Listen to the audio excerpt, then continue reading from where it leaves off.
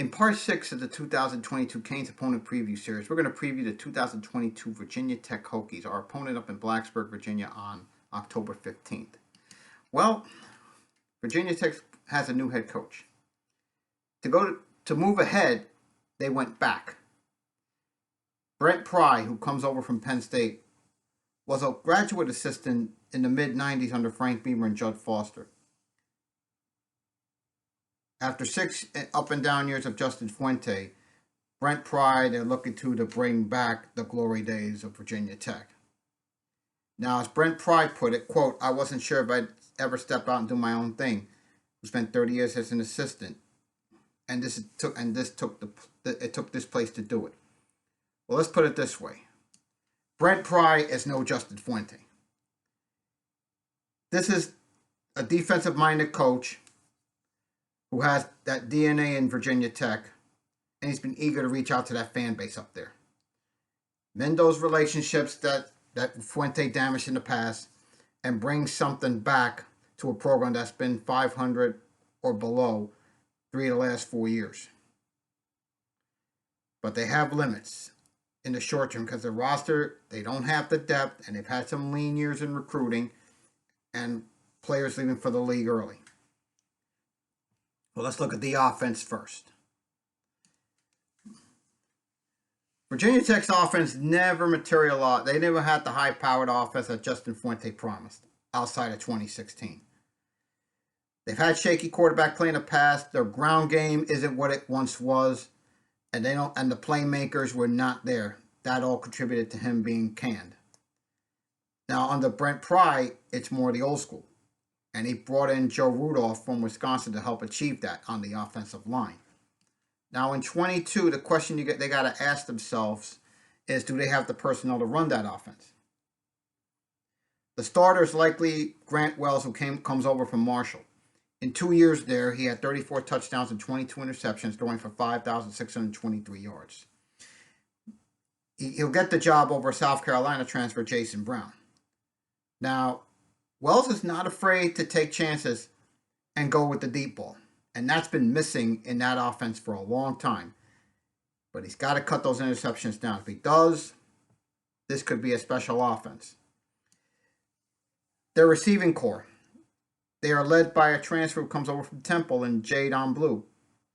A big but speedy veteran that comes back in Caleb Smith. And they have people on the rise in DeWine Lofton and Jalen Jones. Plus, they have a tight end in Nick Gallo.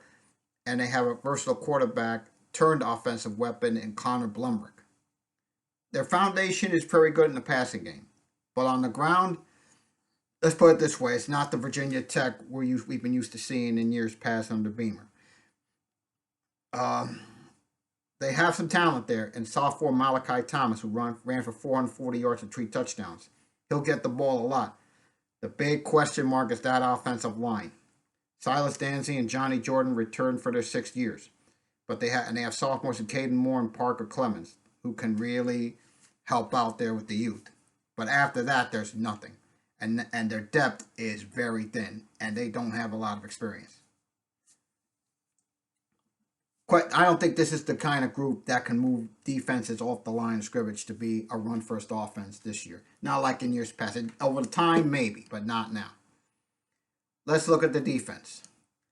Think about it. As I said, Brent Pry got his start in the business with Bud's defenses in the 90s. And the last 11 years has the defensive coordinator at Penn State. He fielded a top 25 D in yards per play all 8 years in Happy Valley. But year 1 in Blacksburg is going to be, can he get the right pieces to fit the defense he wants to run there? Now there's depth of experience at 2 of those linebacker positions with Dax Hollifield and Alan Tisdale back. They combined to have 55 starts in their careers.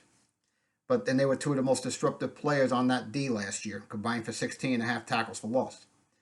Secondary looks good. Chamari Connor's moving back from nickel to play one of the safety spots. And they have a nice threesome in Chapman, Strong, and Brian Murray on the cover guys. Now, like the offense, that defensive line up front could be an issue. No defensive lineman for them had more than 3.5 sacks last year. Now, while they addressed it in the portal, don't expect that from freshmen this year. Now, Tywan Corbett, Norrell Pollard, and Mario Kendricks are the veterans on that line. And they get a transfer from Philadarius Fain from Nebraska once he enrolls. But they're going to need the young group there to step up, like Cole Nelson, C.J. McCrae, Matthias Carroll, and Wilford Penny. When you look at where they have to fill at the linebacker position, specifically on the Sam side, that's a hybrid spot that's critical in Pry's defense.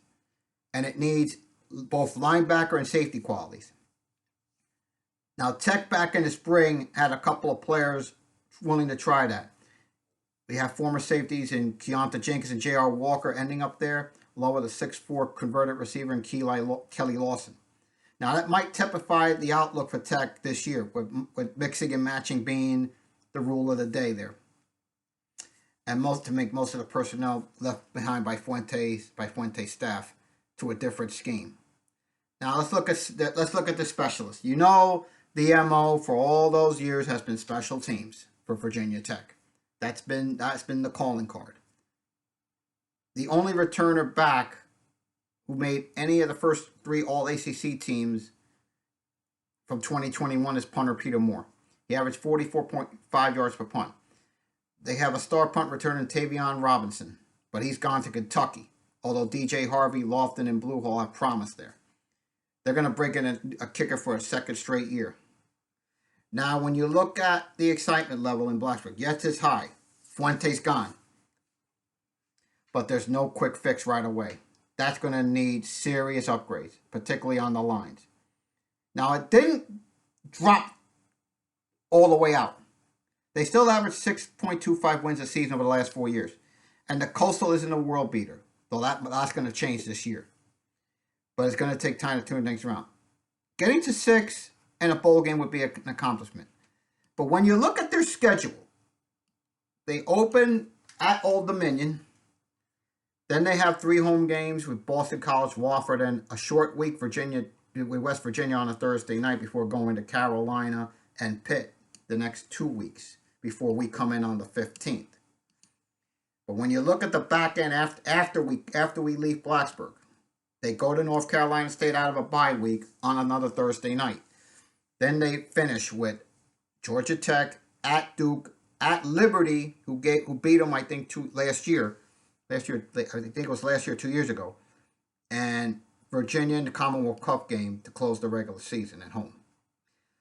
When I look at their win totals potentially, I'm looking potentially, they say 6 would be an accomplishment. I'm going to say 7-5 could be a good first year for Brent Pry in Blacksburg. So that will be my prediction. 7-5 for Virginia Tech in 2022.